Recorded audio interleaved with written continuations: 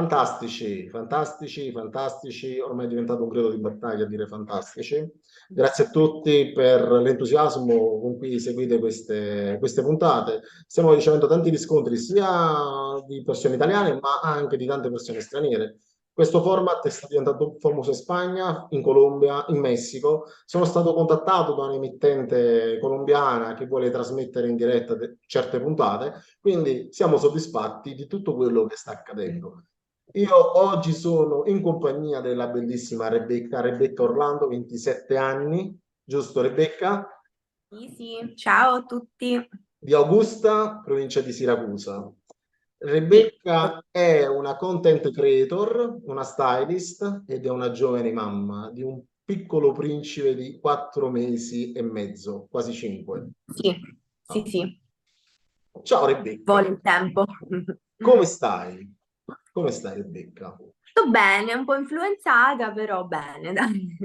Beh, Purtroppo queste giornate di sole, buio, freddo, caldo, non si capisce niente e poi uno si vabbè, ammala. è periodo, finalmente stiamo andando incontro all'estate. Ma Finalmente.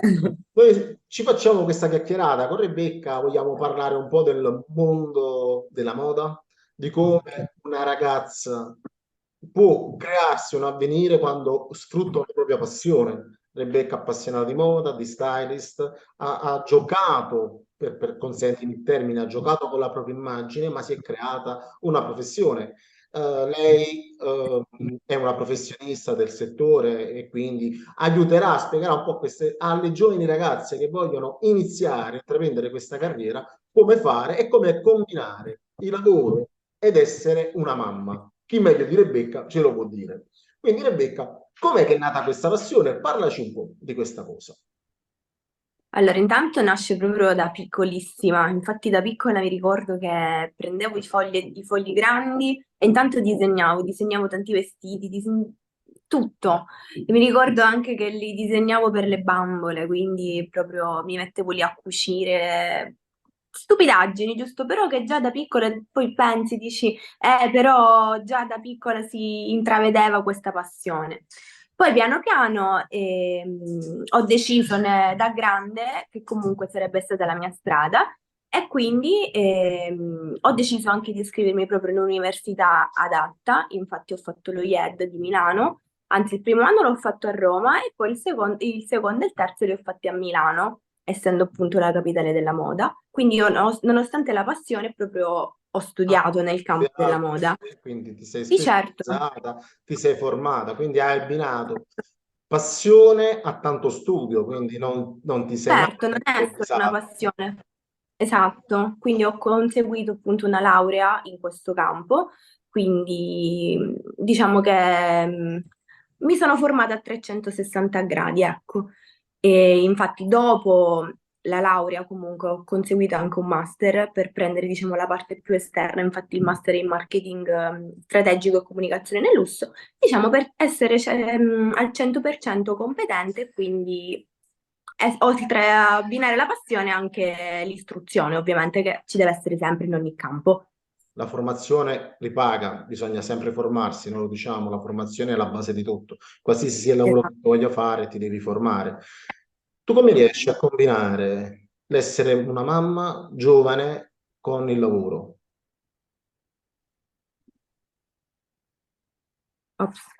Allora, per fortuna diciamo che questo è un lavoro che al momento puoi fare, puoi organizzarti bene, ecco, soprattutto se hai comunque la fortuna anche di avere un compagno che ti aiuta. In ogni caso, al momento diciamo che lavoro in smart working, chiamiamolo così, perché appunto faccio le foto sui social, collaboro con le aziende via Instagram e via telefonino, chiamiamolo così.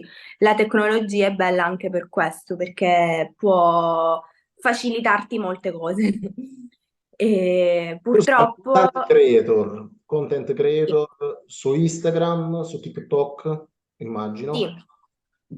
E per le ragazze che vogliono iniziare questa tipologia di attività, questa tipologia di lavoro, che consiglio potresti dare a una giovane ragazza? Perché è vero che è facile emergere con TikTok, Instagram, basta mettere quattro fotografie, però non propriamente professionali, basta che sei con pochi vestiti e facilmente riesci a prendere visibilità.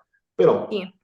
vedendo il tuo profilo, tu giochi molto con la tua professionalità, con la tua immagine, ma non hai fotografie, diciamo come abbiamo detto prima, poco vestite a tutt'altro, quindi tu lavori No. molto sul fatto dell'immagine. Come, cioè, spiegando a una ragazza che realmente vuole fare questo lavoro, cosa consigli? Allora, io intanto ho sempre, diciamo, puntato sulla pulizia, cioè a me non piace, ecco, mostrare un po' troppo, anche perché poi lì si cade in altri campi che non sono consoni, diciamo, a quello che faccio io. Una ragazza che vuole cominciare, intanto si deve divertire, perché se già uno inizia e voglio diventare un influencer, voglio avere 500.000 followers, purtroppo non è facile e non è neanche realistico.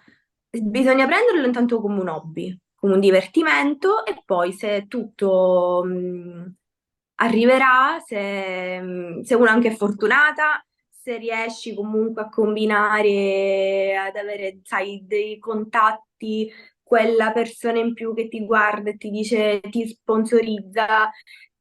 È complicato al giorno d'oggi perché praticamente vogliono farlo tutti. Sì. Quindi c'è tanta, tanta competizione, e tanto, tanto tutto. C'è tutto. Diciamo che ogni cosa è stata già fatta ed ogni cosa è stata già vista. Quindi non saprei che cosa dire. Purtroppo tutto viene da sé. Quindi provarci e se tutto fila liscio, diciamo che uno ci si può La anche divertire. cosa che ti possono fare, tu potresti vivere di questo. Ah, io o in generale? In generale, si potrebbe, una domanda, una ragazza che ti guarda dice, Rebecca, tu fai la content creator, fai la stylist, potresti vivere di questo lavoro? Ah, beh, ancora no, ancora no. Per viverci come minimo bisogna avere almeno quasi 1 milione di followers, in modo che le aziende ti paghino abbastanza per poter vivere. Ma non Domande che è. ti potrebbero fare, e allora tu abbini questo a un altro lavoro? Io al momento non ho un altro lavoro perché l'ho dovuto mettere in stand-by perché sono rimasta incinta e quindi diciamo che al momento mi sto dedicando a mio figlio in quanto ancora è piccolino. Però spero sì a settembre ricominciare, diciamo, a muovermi e lavorare perché non sono una che ama, diciamo, stare troppo a casa. Io amo avere la mia indipendenza, amo essere dinamica e soprattutto dopo tutto il percorso di studi che ho fatto, ovviamente vorrei anche sfruttarlo al meglio. Pensi di restare lì in Sicilia o di ritornare a Milano nel mondo della Ah, moda? guarda, è sempre il sogno della mia vita. Sicuramente ci ritornerò, ci bazzicherò. Spero un domani di magari ristabilirmi, anche se lo trovo un po' difficile, però rimarrà sempre, diciamo, il mio sogno, quello sì. Ma io te lo auguro, spero che tu lo possa realizzare. Poi per il resto, guarda, Magari mi ci porterà mio figlio, chi lo sa. tutto è possibile, perché no? Bisogna crederci nelle cose. Una domanda a bruciapelo, una domanda cattiva adesso. Tu sei una bella ragazza, guardandoti su Instagram si vede se c'hai un compagno, un bimbo, ma ti è capitato che hai ricevuto proposte, diciamo, non consone, proposte oscene da persone che volevano far finta di farti lavorare, ma chiedevano altro? Ti è mai No, capitato? per fortuna no. Al massimo mi sono capitate delle richieste quando stavo già a Milano Sì? e mi dicevano vuoi fare la hostess in questa serata, ragazza immagine di qua di là. Tutti sappiamo cosa ci può essere dietro una serata del genere, ho semplicemente rifiutato e sono stata a casa. Questo è un argomento sempre di discussione che io vorrò affrontare prossimamente.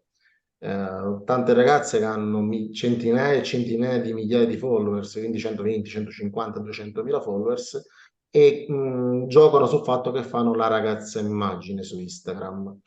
Tu adesso hai toccato un argomento particolare, ma questo sarà un momento di inchiesta che vorrò fare e parlare di questa cosa un po' più avanti. Credo Eh che sì, perché è sarà un la momento molto importante. io credo che andremo ad aprire un coperchio, un vaso di Il vaso di Pandora si tomato. scoperchia. Cosa che è, come dicono a Napoli, è il segreto di Pulcinella. Credo che tanti lo sanno, ma pochi. Basta semplicemente dir di no, si va avanti lo stesso. E si va avanti comunque tranquillamente, immagino. Se non rispecchi ovviamente le proprie Vabbè, aspirazioni.